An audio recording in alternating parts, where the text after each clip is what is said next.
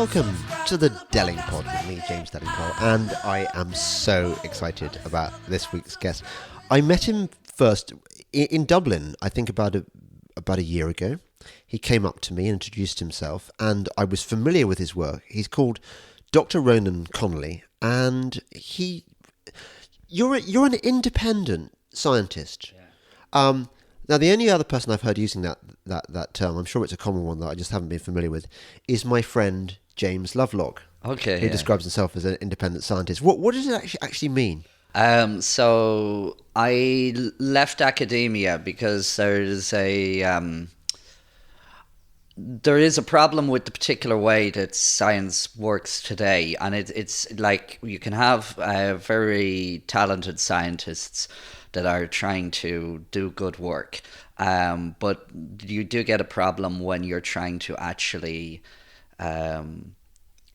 you need funding to do your work. So the current system is you actually get a grant, you apply for a grant, and these grants are typically 3 to 4 years. And so what happens is people apply for them, and if you want to get another grant, you need to ensure that you're going to get the right answers that you're doing. So you don't know what you're going to do. Then you're not going to get a grant for something that's repeating something that has already been done. But you also you feel a certain bind that you want to ensure that you're going to get roughly the right roughly you have an idea of kind of what you're going to do. You don't want to rock when you're trying to decide what work you're applying for. What am I going to do for the next 3 years? You're kind of saying, I'm going to sell my soul. What you say is, for instance, I've done a particular, like the last 3 years, you might say, I did all of this looking at, say, if you were looking at organic chemistry and you'd done all of these reactions, studying tribiphenyl, blah, blah, blah. And you'd say, well, nobody's done it on ditriphenyl, and so you can kind of say, well, this is new work, but I also have a feeling that I'll kind of get roughly what I'll do. So the focus is more on dotting I's and crossing T's, and it always, just to stress, it's not that you are just repeating stuff. You don't get funding for repeating stuff, which is actually a bit of a problem as well. But because science is supposed to be about reproducibility, but you don't actually get funding for for testing work that's already been carried out. Right. So instead, people are looking and saying, I want to explore something that I know the rough ballpark of where it's going to come out, and I know I should get some sort of results.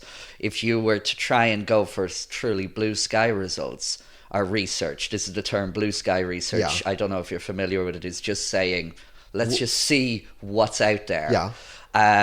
That you don't.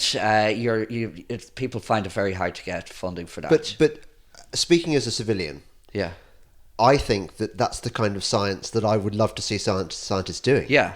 I mean, I agree it's a bit idealistic, but at the same time, what it means is that you're not going to get the research directed by essentially politics, because if you're on some level, however small, trying to please the people who are providing the funding, that has a slightly possibly corrupting effect. The thing is, it's like I just we were talking about this earlier on. So like I'm left wing, and I coming here to a conservative, the heart of right wing evil. Yeah. And so part of the reason why I've got interested in like the climate change is the topic that I've been researching for the last several years. Yeah. And what I found is, when I started looking at climate change, my results were ending up being politically incorrect. for my side, the left Yes. wing, and ironically, maybe you could say they're politically correct on the opposing side, on the right wing, and so I kind of. When I started to see this political connotation, I was kind of saying, surely this should be about science. It shouldn't matter whether mine is results are You more. mean so essentially you set out to objectively to find out whatever was true, Yeah. and you find yourself accidentally falling on the side of a camp that you'd never would have identified with. Yeah. People like me. I mean. Yeah. On that issue, and and I on everything else, I'm left wing, and even in terms of the, I'm in favor of a lot of the motivations behind. The people that are promoting, like on the left, on my So side, wealth redistribution, social justice. the thing for me, what I'm finding is that on any given issue, you have there is always a dynamic. If you only look in one side, that you don't end up getting the full picture. Yeah. And so on everything, there's always a little bit of truth on the opposing side, and if you kind of ignore that, you don't get as full an understanding of what you're talking about. So that was with climate change. But I'm actually now. You've really whetted my appetite now. I mean, I've read some of your stuff, but just can you sum up for me? I mean, when you started researching climate science, was this something you knew nothing about, and you say you went from the beginning?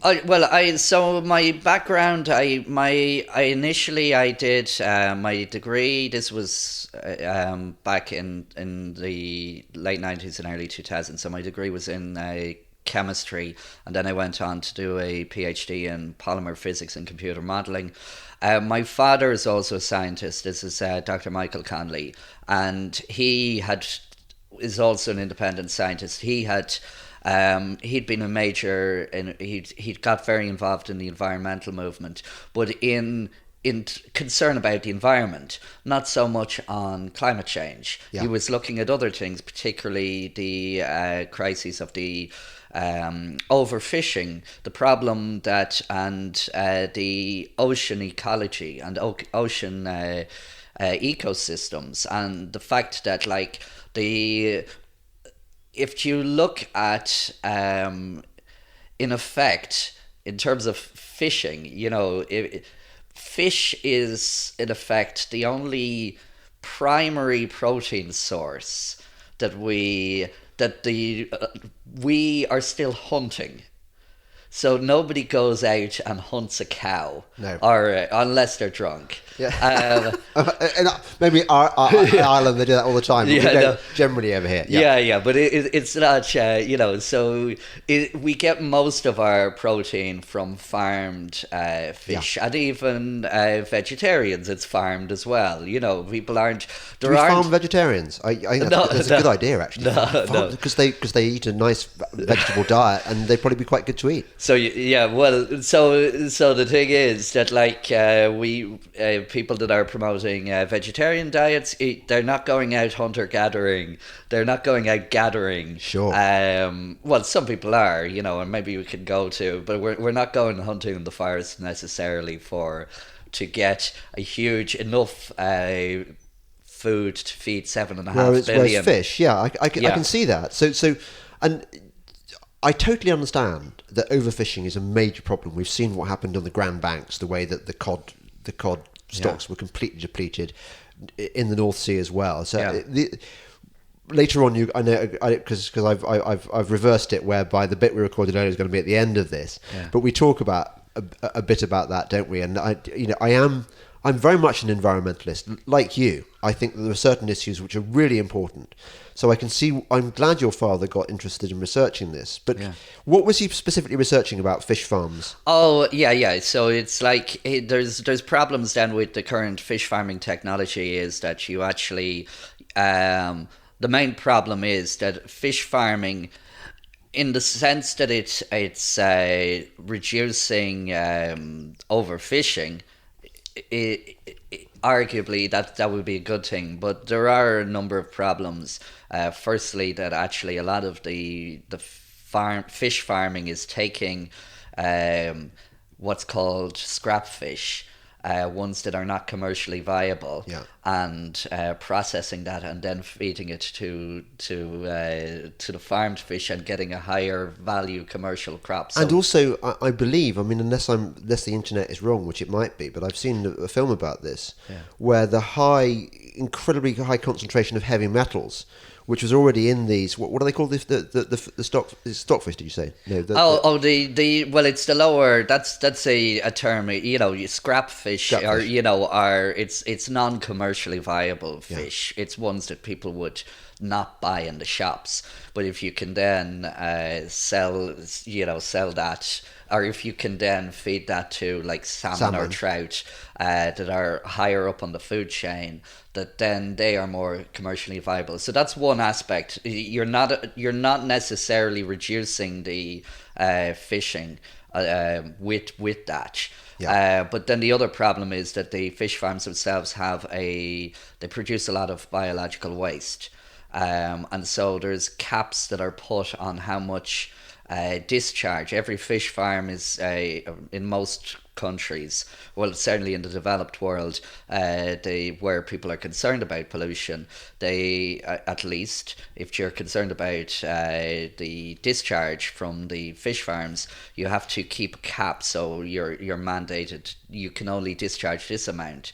So that's as the population increases, if we want to continue doing this, there's a big problem with scaling up with the current technology. And then you also have the other problem that because fish farms are trying to maximize the yield that they're doing with this cap on how much they're allowed to discharge, where you're finding a lot of fish farms are doing very high densities, and this is leading to problems where the fish are not. I'm not saying all fish farmers are doing this, but you do find that some that are trying to push it, because a lot of the fish farms that I've talked to, they actually don't do this. It's good practice, but you do get some that are pushing the boundaries and having higher densities than they would if they were able to discharge and I imagine, because as I told you before, my dad used to run a tropical fish shop, so I know about nitrates and nitrites and things that you've got to stop building up in the fish tanks, and also stress. Fish are very, very susceptible to stress, and if they get stressed, they get diseases. So I know that there are all sorts of parasites you get on these. These fish. This is it. A lot. What we were finding is that a lot of when you see fish lice and things like this, a lot of the times it can often be explained by overcrowding or higher densities, so there are a lot of fundamental problems which are people that are trying to do a good job with this, because this is one of the things where this is why my father got into this and I joined up with him after I finished my PhD, is you're trying to deal with challenges that the solutions that you're coming up with also may have problems with them, that you're trying to reduce them while you're also trying to switch to that. So my father came up with a number of technologies for developing, trying to overcome this, for coming up with totally recycled systems. It's still an ongoing work that we're doing. So it is something that I'm going to return to.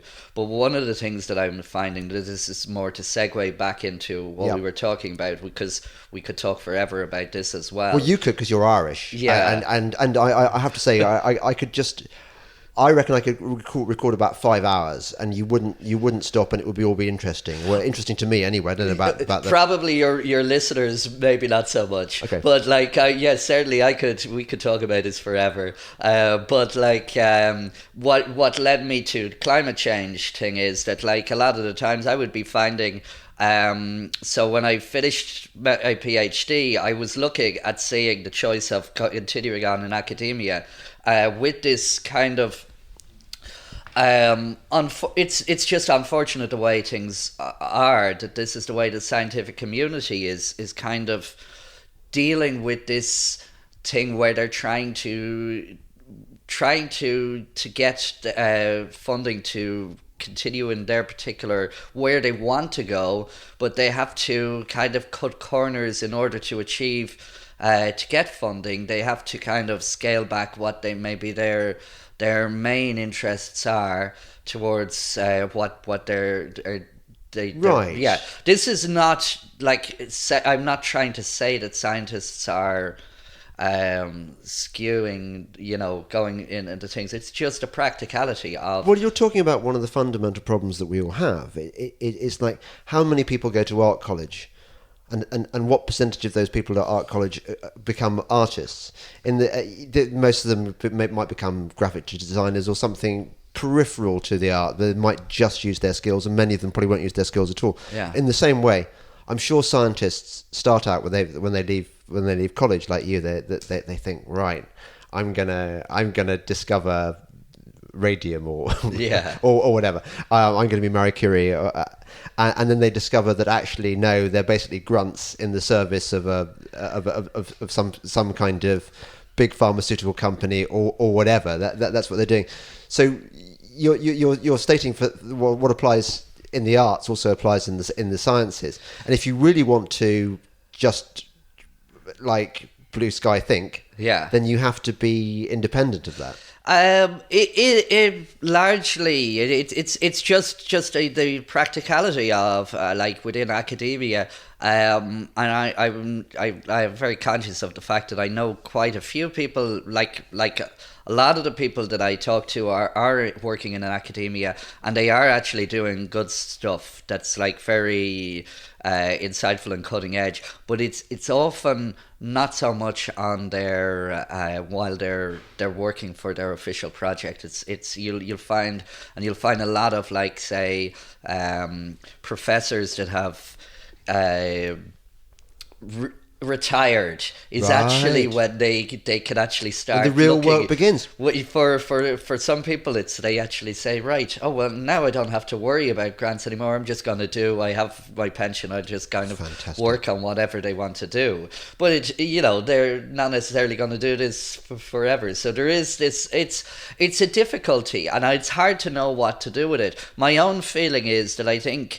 If more scientists were to try and if like policymakers were more aware of these challenges, that like here's one mechanism that you could do which is not currently implemented, is I think a lot of like we were talking before we started this thing on, there's like Thomas Kuhn wrote a very influential book on how science progresses in the 1960s. I think it was 1962. And what he argued that there was two modes of science. One is normal science and the other is revolutionary science. And so normal science is the day-to-day doing what I described, the dotting I's and crossing T's. Yeah. And it's like assuming that whatever you have started, all of the textbook material that you worked with, that you learned in college, that's valid, and you just are building on that. And you're not really rocking the boat too much, but you're moving, progressing forward. And that is a very important part of science. Because if you start questioning your very fundamentals that you're doing it, you'll never get anything done. Yeah. So you need people that are progressing on, that, filling in the gaps. But you also do need to have some people that are working away and just kind of asking, well, this is great. You're dotting all of the I's and the J's. For some reason, people don't seem to dot J's as much as they used to. Yeah. And crossing all of the T's. But you do need people saying, is that the right word? that we should be using. Maybe we should be using a different word that doesn't have an I. Maybe be using the Cyrillic alphabet. Yeah. So to try, I think we should. I think the scientific community should try and shift towards allowing mechanisms for allowing people to do more blue sky research. But I don't think that we should abandon the current grant system as it is. I think we should come up with ways to supplement that. So okay, let's cut to the chase here, Ronan. I like the fact that I love the fact that your dad's an independent scientist as well, and that you did this really worthwhile research into. I hate the word sustainability more than almost anything, but I think what you were doing there was good sustainability. How to conserve our environment better while maintaining our standard of living, which I think is one of my objections of the green movement, that often it wants to treat humans as a sort of unnecessary a blight on the planet, rather than as something that has got to live with the planet and people who want a better standard of living. And why shouldn't they? So you seem to have reconciled that with your research to a degree. But what I want to know is, you went into climate change research completely open-minded, I imagine. Yeah. What did you find? Well, okay. So,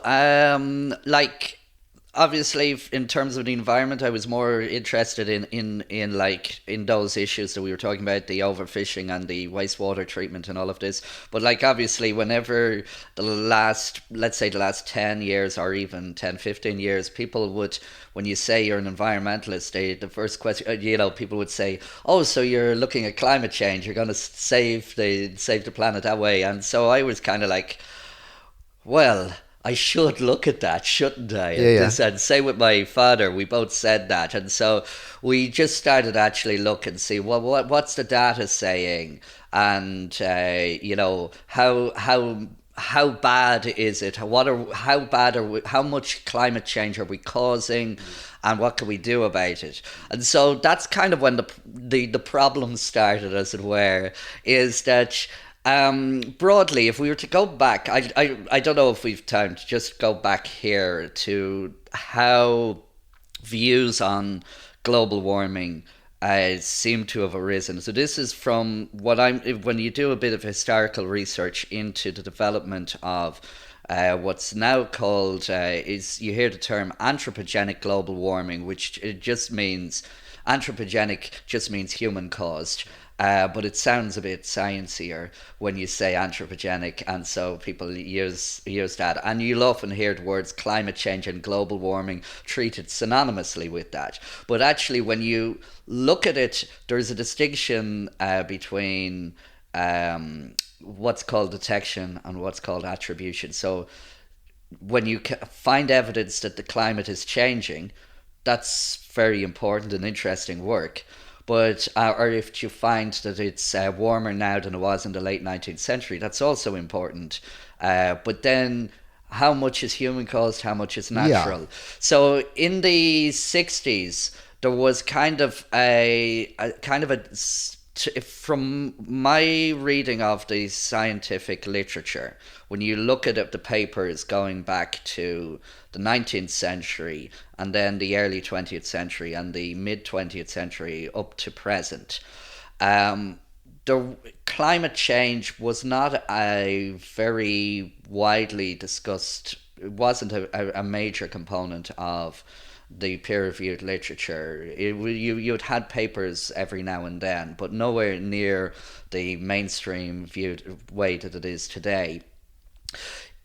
In the early 20th century, up to the mid 20th century, there was there was kind of a division of labor, that what would be called climate scientists were mostly looking at evidence of climate change, and they weren't so much looking at the causes, but they were just trying to identify things. So you had people like Hubert Lamb and others like that were looking and saying, oh, actually it turns out the climate has not been constant.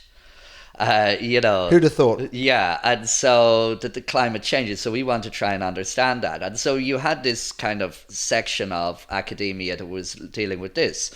In the 50s and 60s, the average computer, CPU and memory and all of that is way below the capabilities of a modern pocket calculator or a smartphone. So the computing power was quite limited then, and so originally people were started looking and see if they could do weather forecasting and weather modeling, and so a lot of the technology began in that period of time. But you had some people that started looking and saying, well, can we study the climate as a more broad, statistically averaged system? And they wanted to try and describe as much as possible in as few terms as they could, because the computing power was quite weak. And so if you read like papers by Gilbert Plas in the 1950s, Elsasser in MIT in the 1940s, Manabey and Wetherald in the 1960s. One of the things what they did quite clear is they wanted to see how much of the climate and the atmosphere can we describe in terms of what looked like the most promising thing, which is the concentration of infrared active gases, what we call greenhouse gases. And water vapor was the main one, and then carbon dioxide, and then ozone. And so in the early computer models, we're trying to fit the data, the observations that were there of how the atmosphere behaved, how you got the temperature profile as you go up in the atmosphere, to try and explain as much of that as possible in terms of greenhouse gases. And so that was put into the things. It's like radiative physics components of the computer models. Now they were using good science that was there. They were using good physics equations that had been derived, but they were trying to do it as few as they could. And then what they found was that they started to get it so that they could explain the broad behavior of the atmospheric temperature profiles in terms of CO2, ozone, and water vapor. I'm just trying to simplify things here, but they didn't get very good matches, but by tweaking a few things here, they were able to get something that was broadly right, or seemed to broadly match with the observations. And then they said, we now have a computer model that can model the climate. Right. And so then the next step that was there was, oh, well, can we make predictions about how the climate would change? And because in their computer models, the main driver of climate was CO2 and these other greenhouse gases, they said, well, it was a realization there that CO2 was increasing because of human activity from fossil fuel usage and chiefly, but so we had been and we know that there has been an increase in CO2 observed since 1958. It has been steadily increasing. There's a number of observatories around the world that have been monitoring, and so this is like clearly CO2 is increasing. So the models started predicting when we double CO2, we are going to get global warming. And so the people that were looking at these models then started publishing papers on this, and it became quite a big, started to get a bit of traction. And there's many papers in the 60s and 70s that are making this claim or this prediction, and you can see the justification for it. It's not like a crazy thing. They were doing what they thought made sense. The problem was that in the 60s and 70s, temperatures were going the wrong way. So the empiricists, the climate historians, the climate change, the climate scientists that were looking at the data, they were finding that global temperatures were decreasing. And they continued to do that till the 70s from the 40s. And so this kind of was leading to two separate paths of the scientific community looking at climate change. You had one half that were looking at the computer model predictions, and the other was looking at the data. And so they were kind of at loggerheads, but like in the scientific community, loggerheads, you can see a paper that said something nuanced, saying this has been disputed by whatever, but they're generally, you don't see many curse words or anything doing it. It's quite civilized discourse, but you still have people where completely disagreeing with other side. Then in the 80s, the temperatures started to increase again. And so what you then started to have was that some of the climate historians and the people looking at the data set finally started to say, oh, the models were right all along. Round. This is the global warming that the models had predicted. And isn't this when it starts to get dangerous, when scientists start to approach unanimity on an issue, which is not healthy, is it? Yeah. Well, yeah, no, in general, like, science, like people, you hear the term scientific consensus is continually mentioned by with relation to climate change. But actually, I would say if you are doing science, then you're not actually so interested in is there a consensus or not. Science isn't a democracy. If anything, it's a dictatorship. You have to find out what does nature say is happening. So it's great to have all of these predictions about what you're doing, but you do need to say, well, what's actually happening? And, yeah. So basically what happened is when global temperatures started rising again, we started to get the communities started to converge a bit. But you then had, so chiefly like in the US, James Hansen, quite famously in 1988, Al Gore and Timothy Wirt invited him to speak in either Congress or... It was a congressional hearing, yeah. Yeah, and to present his results. And this was like a NASA scientist who was from both the computer modeling community and from the temperature data analysis. So he was one of the people that had one foot in both camps. And so he then said, oh, they are now converging, and we have, like, we're seeing global warming.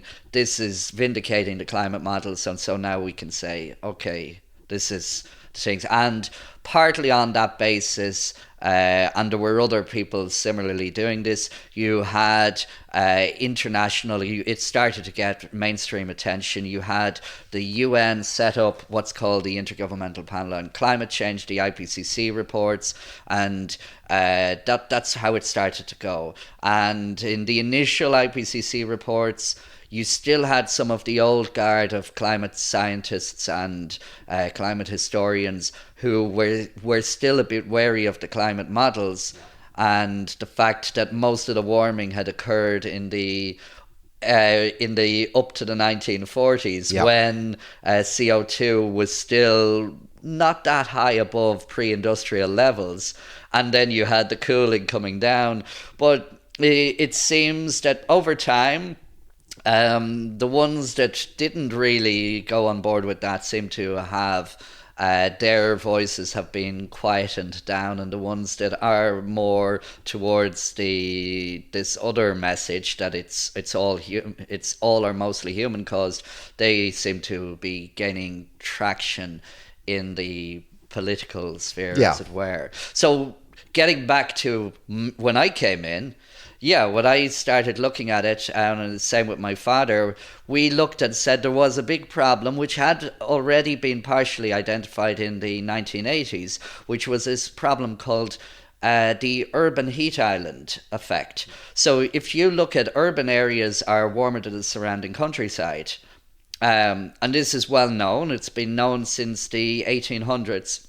London was the first one that's been documented that there was an urban heat island, and so this is a real form of it's climate change. It's also human-caused climate change, but it's a localized phenomenon, and you can find it seems it's nothing to do with carbon dioxide directly or anything like that. It seems to be related to the buildings, the road surfaces. There's a lot of complex but it's urban areas warmer than the surrounding countryside. So the problem is that urban areas are only a couple of percent of the land surface. So when you are trying to calculate global temperatures, if you are using a station that is located in an urban area now, say Paris or London or Rio de Janeiro or Sao Paulo or something like that, you will detect this warming from the growth in urbanization, which is not representative of the surrounding countryside. And unfortunately, the problem that we quickly realized was it turns out that the best kept station records are in urban areas. It's very hard to keep a continuous 150-year record out in like the boondocks. It like some sheep herding hill in. So you get about you do have some station, particularly now that we have in the last 20 or 30 years or 40 years when we've started getting automatic weather stations. We have a lot of short-term records for rural areas, but if we want to go back further, most of the long-term records are actually urban now. And so how do you correct for this urban warming?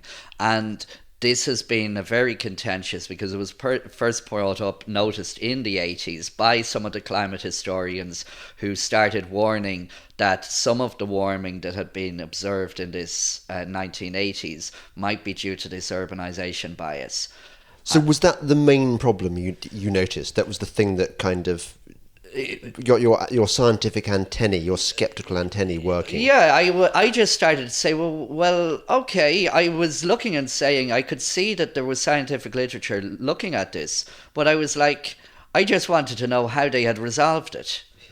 And I knew that the people were aware of it, but I wanted to know how it had resolved. And how had they resolved it?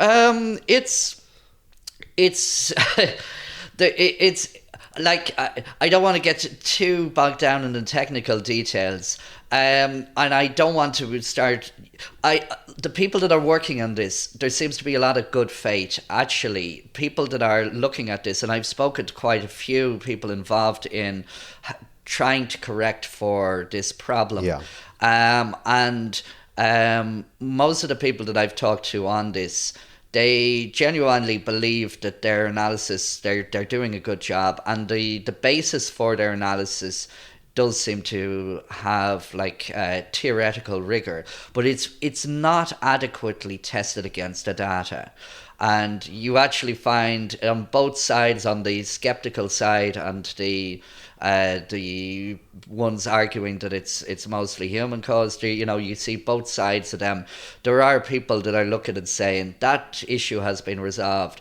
I'm finding that what in the published papers that we did, like we did one published in Earth Science Reviews in 2015, and what we did was we just simply said, can we identify regions that have a lot of rural data that goes back to the early 20th century, and it's very hard to get hold of that.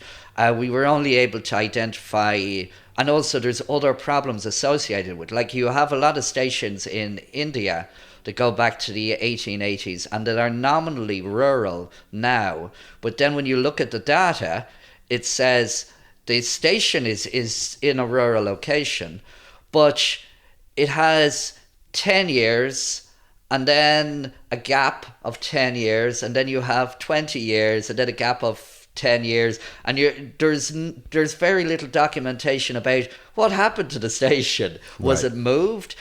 Was it Right. somewhere else? Okay. So how do you correct for that? Some places where there is data, so we identified 4 different regions in the Northern Hemisphere. It comprises about of the long-term records that are rural, it comprises about 70%. I forget, 60 to 70% of the, depending on when you start, of the data that is truly rural still. When we looked at that data, what we found is that you get a lot of similarities in the curves that do it. We find it's warmer now than it was in the 1880s. That says how far we were able to go back, but that. Which agrees, but we find it got warmer from the 1880s to the 1940s. Then it got colder to the 70s, which we talked about earlier, and then it got warmer. And it's about the same, according to this rural composite, it's about the same now as it was in the 40s. So it seems that the net effects of the urbanization biases seem to have led to a slight underestimation of the 1940s to 70s cooling, and an overestimation of the 1980s to present warming. So, and there's subtle changes, but it's enough to change it from being from fitting nicely to the increases in CO2 to not fitting with the CO2 curves. So that's your bombshell conclusion. Yeah, that was That's quite dramatic, because let me just sort of sum this up. Yeah. You're not a right wing person. You're not ideologically committed to climate change denial or whatever you want to call it. Yeah. You're an independent scientific researcher. Yeah. You looked at a lot of papers. Yeah. You did your own research of the temperature of the weather stations in rural areas, and you concluded that there's really not much evidence that atmospheric CO2, anthropogenic CO2, has caused a dramatic increase in climate change. What I'll say to put it in, because part of what my approach to science, which seems to be in it, is I believe that scientists, that this is the way that I was trained in how to do it, is when you come up with a theory, you should try and destroy it yourself. Yes. That I feel that you should do that. Now, some would argue that you can let other scientists do that, and it's fair enough, but that was the way that I trained. So when I put forward stuff, and same with my father, we try and look, when we put forward something, say, okay, well, let's see, can I prove myself wrong? Yeah. And it's only when you have tried as much as you can to disprove your own thesis, which often you quickly can do. Yeah. But if you can't, then you kind of say, well, okay, I haven't been able to disprove this theory, and I've been trying. So now I'll put it out into the scientific community and see if somebody else can. And so what I can say on that is, specifically, if we try to fit that Northern Hemisphere rural composite, which I will say it's a subset. It's like 90% of the Northern Hemisphere rural long-term records, but I think it's something like 55 to 60%. It's about something like that. But like, when we tried to fit that in terms of carbon dioxide, observed trends of carbon dioxide, we actually get a better fit to one of the estimates of solar variability, and we can talk a little bit about it. I could say one of the estimates that's in the peer-reviewed literature, than to CO2. You get an almost very good fit to it. To solar variability. To one of the versions of solar variability. And then we get almost nothing left to CO2. If we do try to fit it to CO2, we get some bit, maybe The difference between the 1940s warm period and present, that may be some of that, but if you say, oh, maybe that's the CO2, that you have natural variability and CO2, which is quite plausible. But what we're finding is what's called the transient climate response. This is the term that the climate modelers use for describing how much warming should we expect from CO2, how much can we see immediately. We're getting it being like less than 0.4, an upper limit of 0.4 degrees for a doubling of CO2, whereas the climate models are saying it should be more than 3 times that. And we're finding that you can actually explain it all just in terms of this particular solar variability data set. Right. I'll just say a bit on it. I'm not wedded to that particular solar variability data set. I'm quite skeptical of that particular data set. This is the Hoyt and Shatton 1993 estimate when it's updated. But what we looked at is said in this paper we said, well, wait a second. What's this data set? Why is this saying one thing and then the one that the IPCC climate models is using is saying something else? So the data set for solar variability that the IPCC, this is the climate models use for explaining changes in the solar output, that shows that the solar input increased from the Maunder minimum up to, just after the Maunder minimum, because it starts just after the Maunder minimum, but it increased over the 18th and 19th century, peaked in the 50s, and then declined. And they, according to the data set, which the IPCC computer models used for quantifying natural variability, according to that, it has been the solar contribution should have been declining. And that's the main basis of why the UN IPCC reports say that the warming since the 1950s cannot be explained in terms of natural variability.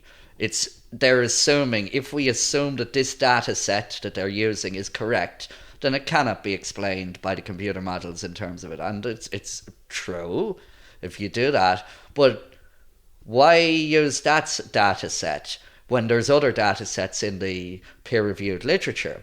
Right. And that, I think, is that question hasn't been adequately resolved by the IPCC, and we said that quite explicitly in that 2015 paper, which is now 4 years ago.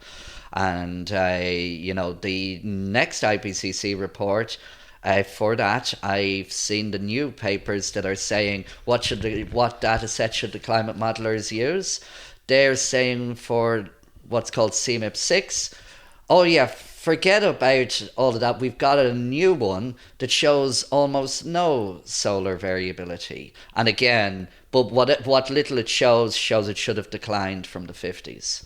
So I don't want to put words in your mouth, but presumably you started out sort of imagining, just loosely, that the scientific so-called consensus on climate change was correct. Because, hey, why would so many scientists get it wrong, or why would they lie to us? And you came out very skeptical of CO2 theory. Yeah, I don't know, and so well, let's say not so much of the CO2, but because this was my initial thing. Because I try to seek all different perspectives on everything. So there's always a lot of times there's always a hint of something in there that might be true, and we know. As I was saying, that those early computer models in the 1960s and 70s, they were using physical observations. We know that CO2 is an infrared active gas. That means it absorbs and emits infrared radiation. Okay, I'll just explain a little bit about it. So radiation sounds quite ominous. It sounds like something that might cause Spider-Man Yeah. or something like that. When we in scientific community, when we talk to radiation, light is a form of radiation. So when we say light, what we call light is light that we can see. It's visible. But there are frequencies of light that are longer than our eye can see, and that are shorter than our eye can see. So one half of that, the bits that is called ultraviolet. So it's more violet than violet. It's so violet that we can't even see it. And then we have ones that are on the other end of the spectrum. It's called infrared, and it's so red that we can't see it. And so it turns out that infrared is the infrared light that we can't see, but it's very important in trying to understand how heat is distributed. And it turns out that carbon dioxide, when you look at this as the oxygen and nitrogen, the main bulk gases of the atmosphere, are relatively transparent to infrared radiation. And that was discovered by John Tyndall in the 19th century, and he was Irish, so he must have been right. Yeah, of course he was. Yeah. Yeah. No, his work is if you've done chemistry, that was my primary degree, was in chemistry. Infrared spectroscopy is a very important part. So we know it's infrared active. The question is, how much role does that have on atmospheric temperatures? Yeah. And so when you start to look at that, that's what I'm finding is that the model, it had a theoretical basis, but every time that we've checked at it, we're finding that it doesn't match with the observations. Which is what I hear from other people like David Evans, for example, don't we? You come across David Evans.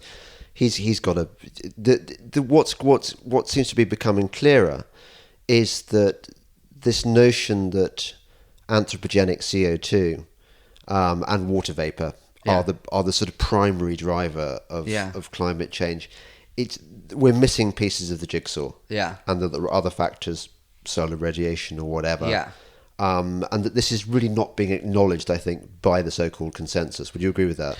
Well, here's the problem. One of the other problems with this, you see, climate science is a multidisciplinary subject. Yeah. What I mean by that is that it touches on so many widely different disciplines. Everything from, as I mentioned at the beginning, you have the computer modeling, you have the climate historians, you have people looking at doing the observations, you have people looking at what's called the cryosphere, looking at say ice coverage. Sure. You have people looking at trying to estimate long-term trends using what's called paleoclimate, looking at tree rings, looking at ice cores, and all of these things.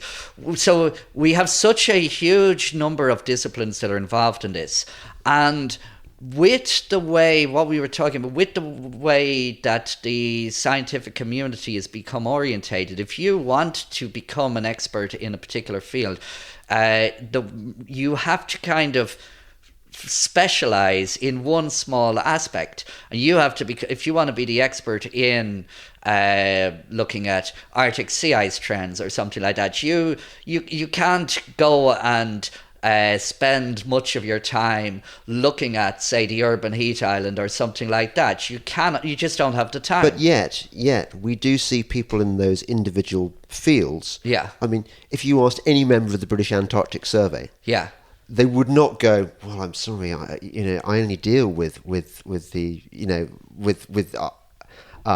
ice. Everything else is above my pay grade. They never say that. They go, yeah, well, the science is settled. They all subscribe to the theory that your independent research has showed you is not necessarily reliable. Yeah, well, they will say that. What I'm finding is, I'm finding it very difficult to. Because what we've found, this is what I said earlier on. I said I want to, when you've tried to rip your thesis to shreds and you've failed, you say, okay, well, let's see if somebody else can do that.